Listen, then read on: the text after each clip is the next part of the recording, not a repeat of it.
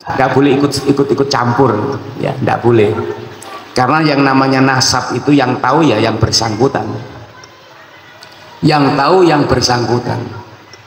Ya, misalnya anak saya, yang tahu ya anak saya, meskipun tidak tertulis, tidak terdata. Karena tidak menutup kemungkinan kita menikah lagi tanpa sepengetahuan orang lain. Yang tahu kan anak kita, kamu itu anakku. Kemudian dia punya anak lagi, kamu itu cucunya dia. Terus begitu, meskipun tidak terdata.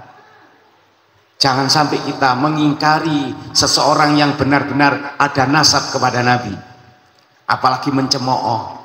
Yang dikhawatirkan nanti di akhirat kita bertemu dengan Nabi, ternyata kita tidak dihiraukan oleh Nabi karena kita pernah mencemooh anak cucu Nabi. Hati-hati. La tungkirin nasabah min ali baitin Nabi in kunta tarjus salah maka minal lahabi. Jangan sekali-kali kalian mengingkari nasab ahlul bait kalau kamu ingin selamat dari api neraka. Karena memang berpoligami, mohon maaf kita sedikit ya, berpoligami itu tidak harus minta izin kepada istri pertama dan tidak harus memberitahu terhadap istri pertama sampai mati. Baru dengar toh? Yang harus diberitahu adalah anaknya, karena jangan sampai terjadi pernikahan sedara. Misalnya saya menikah lagi, tapi saya belum menikah lagi. Oh, mudah-mudahan. Kemarin ada seorang kiai ngomong sama saya, Pak Yai, ini istri saya sudah saya cerai mulai 2013, sudah saya cerai 3, dan sekarang minta rujuk lagi. Mestinya kan harus ada muhalil, dinikah dulu oleh orang lain. Saya memohon sekali pada Pak Kiai untuk menjadi muhalil istri saya. Batin saya cocok ini. Tapi kan lihat kondisi ya kan, ya hati ingin tapi sukmo gak ngelawani. Oh gak biar-biar gitu. Jadi begitu. Nggak harus izin kepada istri tua, nggak harus kasih tahu kepada istri tua meskipun sampai mati, karena nggak mungkin wanita itu mengizininya, nggak mungkin membolehkannya. Bahkan kalau kita minta izin bisa jadi kita menyakiti hatinya. Cuma kalau kita punya anak harus kita kasih tahu anak ini, dipertemukan di mana, ini adikmu ini loh. Adik dari mana Pak? Ini istri bapak yang nomor 2. Oh, tapi jangan ngomong-ngomong ibumu. Nanti pencaan garik kendah. Nah seperti itu, makanya tidak menutup kemungkinan meskipun dari Ubaidillah yang diperdebatkan dalam beberapa referensi kitab-kitab nasab, apakah beliau termasuk putra daripada Ahmad bin Isa al-Muhajir atau bukan. Tapi yang jelas dalam catatan nasab bagi Ba'alawi, beliau adalah putra Ahmad bin Isa al-Muhajir.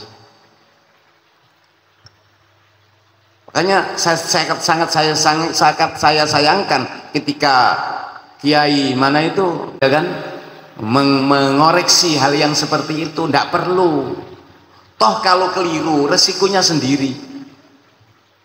Kalau mengaku sebagai anak cucu Nabi tapi dia bukan termasuk cucu Nabi, ini bahaya sekali loh. Wa man da'a da'watan ya'lamu bil kadhibi bi ghairi walidihi fil far'i wan nasabi. Barang siapa yang mengaku-ngaku anaknya seseorang padahal dia tahu kalau dia bukan anaknya, fal jannatu mahrumun lahu min kulli babi wa yalqi minar rabbi fis sukhti wal ghadabi. Maka dia tidak akan masuk surga dan dibenci oleh Allah, apalagi ngaku-ngaku sebagai anak cucu Nabi. Ya anak angkat itu begitu, tidak boleh mengaku-ngaku saya anaknya orang ini, sudah disahkan dalam pengadilan, tidak boleh ngomong aja anak angkat bukan anak kandung.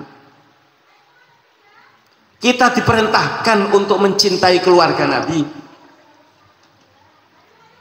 Wa ya'muru ilahi bihubbi alin nabi dilalatan bihilil imani bisawabi. Kita diperintahkan oleh Allah untuk mencintai keluarga Nabi sebagai bukti kebenaran iman kita kepada Allah dan utusannya.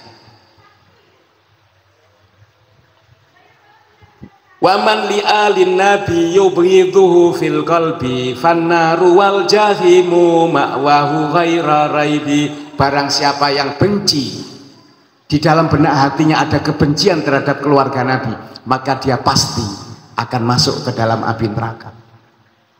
Dan orang yang seperti itu biasanya li'anna fi qalbihi nifakun fittirabi. Pertama, di benak hatinya ada sifat munafik.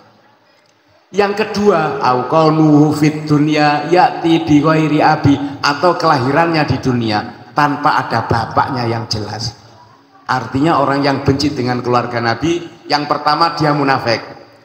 Yang kedua, mungkin anak jadah, lahir di luar nikah. Itu yang kedua. Yang ketiga, au ummuhu hinaham lihi ghairat thayyibi, atau ketika mengandung, membuatnya ini ayahnya dalam keadaan istrinya menstruasi, bukan dalam keadaan suci. Ihdahunna sababun fil bughdi wal ghadabi. Salah satu dari tiga ini adalah penyebab seseorang membenci keluarga Nabi. Mudah-mudahan kita dijauhkan dari membenci keluarga Nabi, dan mudah-mudahan kita mencintai keluarga Nabi. Allahumma amin.